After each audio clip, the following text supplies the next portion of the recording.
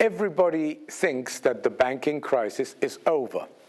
However, the banking crisis has not been solved. The banking crisis has been disguised. Disguised with what? With massive liquidity injections.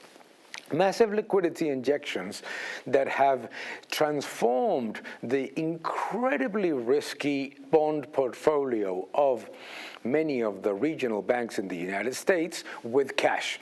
And that comes at the expense of citizens because it means more elevated inflation in the future. The central bank balance sheet continues to rise instead of falling, and liquidity is going to banks, but it is not generating more credit and certainly not generating an improvement in the economy. It is not quantitative easing.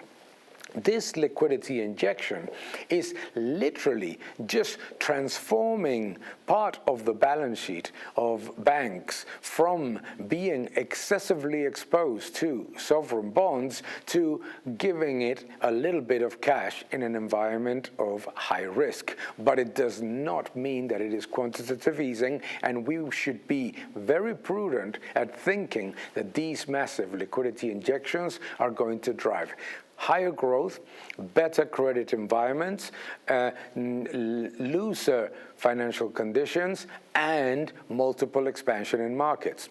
These are basically just disguises to a massive problem in the financial system that has not been resolved. It has only been, let's say, disguised and covered with liquidity, by the way, which happens all the time. Hence, the risk is that it drives persistent inflation, but not improvement in credit growth, in investment, in jobs, or in the multiple expansion of the assets that we purchase in markets via equities or bonds. This is an important element because once this amount of liquidity is drained, we will see if a new banking crisis erupts elsewhere. Let's pay attention to it.